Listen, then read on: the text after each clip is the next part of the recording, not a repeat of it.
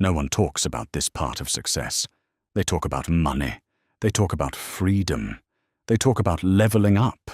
They don't talk about the silence, the unread messages, the subtle sarcasm, the way laughter feels slightly forced now. You walk into a room you've been in 100 times before, and somehow it feels different. Not hostile, not dramatic, just colder.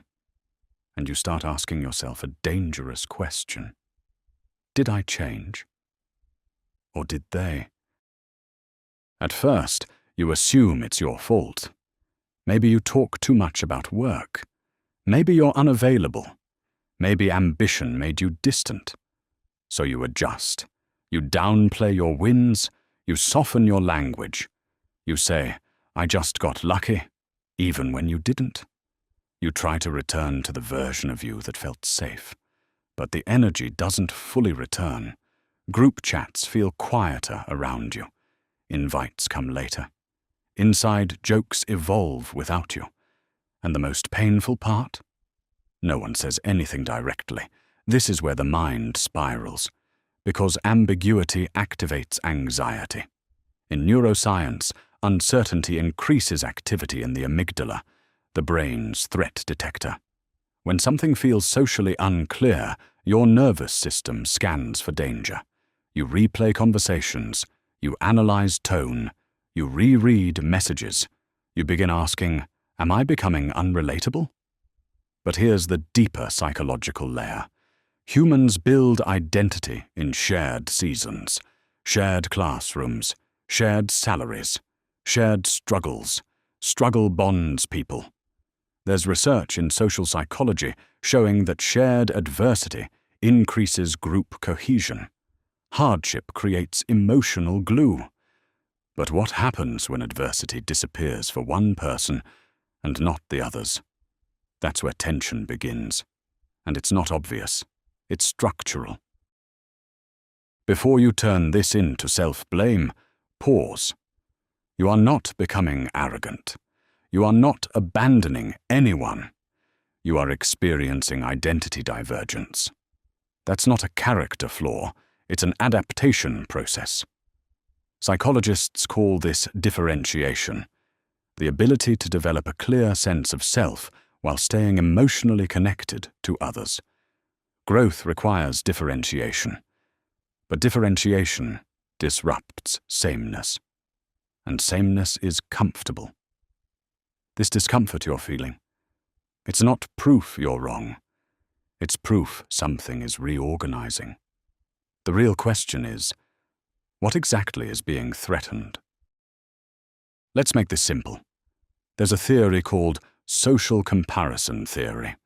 We measure ourselves against people similar to us, not against billionaires, not against strangers, against peers. Now imagine this. Your friend's self-image is like a balanced scale. On one side, I'm capable. I'm progressing. I'm doing fine. Then you achieve something visible. Promotion, business growth, recognition. Suddenly, comparison activates. If your progress creates a gap, their brain detects discrepancy. Discrepancy threatens identity. When identity feels threatened, the brain activates defensive responses. Research on self-evaluation maintenance shows that when someone close to us outperforms us in a domain we value, we either downplay their achievement, not consciously, automatically. Because the anterior cingulate cortex, the region involved in social pain, responds to status threats similarly to physical discomfort. Your growth can literally feel uncomfortable to someone else's nervous system. So what reduces discomfort fastest? Distance or reinterpretation? It's not that I'm behind. It's that you changed. This is cognitive dissonance at work. It's easier to adjust the story than to adjust the self. But here's what makes it painful for you. You didn't intend to compete. You just kept walking. And now you're standing slightly ahead on the same path. The path didn't change.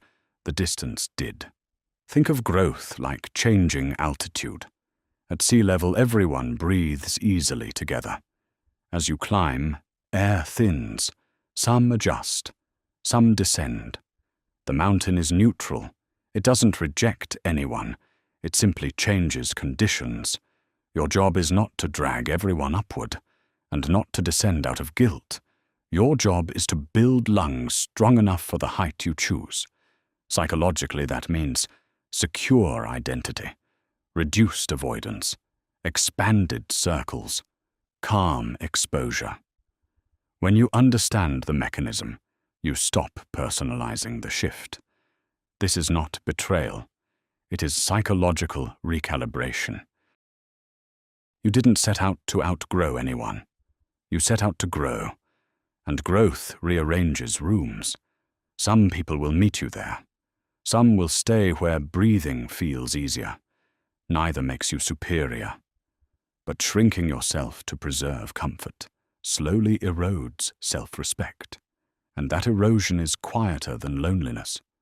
So if the room feels colder now, if silence lasts longer, if certain conversations feel thinner, ask yourself gently, am I losing friends? Or am I shedding versions of connection that depended on me staying the same? Success doesn't cost you real friends. It reveals who can evolve beside you, and who was only comfortable when you were smaller. Keep walking. Not louder, not harder. Just forward.